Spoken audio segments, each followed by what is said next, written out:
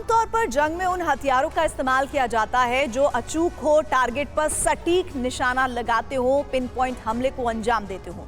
मगर रूस के नए रक्षा मंत्री ने पश्चिमी यूक्रेन में तबाही मचाने के लिए एक ऐसे विध्वंसक को वॉर जोन में झोंका है जो लक्ष्य विहीन है और नियंत्रित होकर हमले करता है, कहीं भी तबाही मचा सकता है।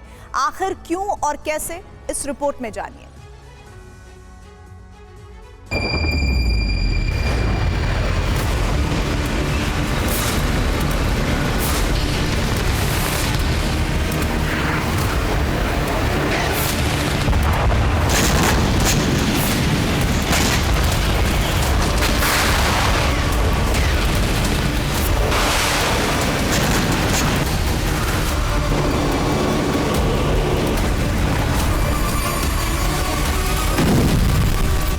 पश्चिमी यूक्रेन में जल्द ही नेटो सेना की तैनाती हो सकती है।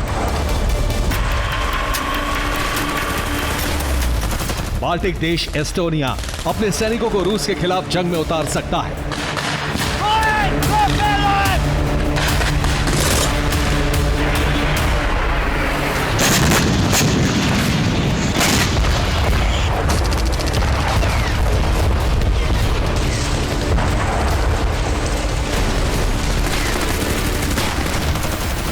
बस नेटो के इसी दाव के साथ ही रूस के नए रक्षा मंत्री एक्शन में आ गए हैं। आंद्रे बेलाउसोव ने पश्चिमी यूक्रेन में जंग का नया प्लान तैयार कर लिया है।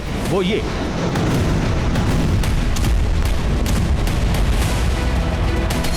पश्चिमी यूक्रेन में रूस मिसाइल और ड्रोन से अटैक करेगा। जहां रूस शायद 131-136 ड्रोन से तबाही मचाएगा, तो वहीं वेस्ट यूक्रेन में KN-23 मिसाइल से अटैक किया जाएगा।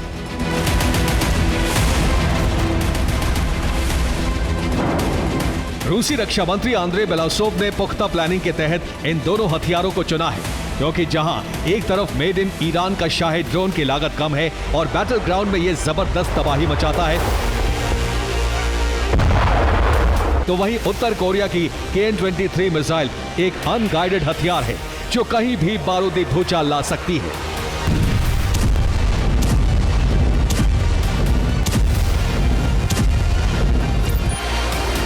हैरान करने वाली बात यह है कि नॉर्थ कोरिया में बनी KN-23 मिसाइल अचूक और सटीक निशाना लगाने के बजाय अनियंत्रित होकर टारगेट को हिट करती है।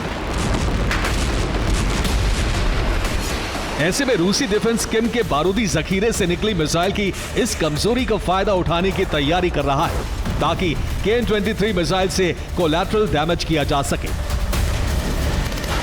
ताकि यूरोपीय देश अपनी सेना को यूक्रेन में उतारने से पहले 100 बार सोचें।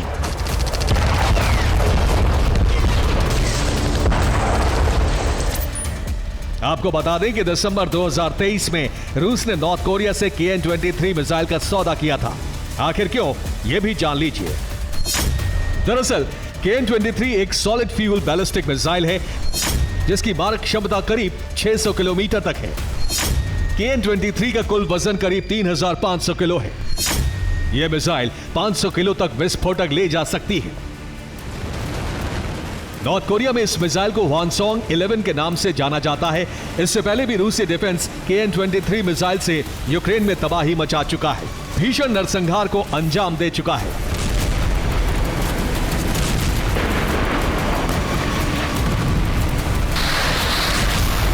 मगर इस बार इस मिसाइल की तैनाती पश्चिमी यूक्रेन में की जाएगी ताकि नेटो सेना में दहशत फैलाई जा सके।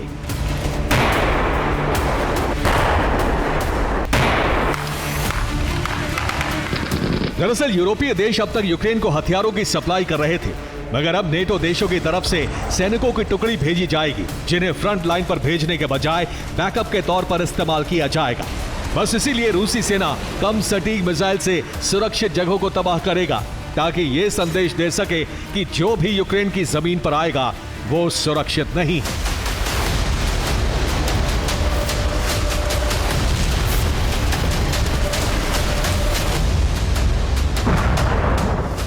Bureau report, TV9 Bharatvarsh.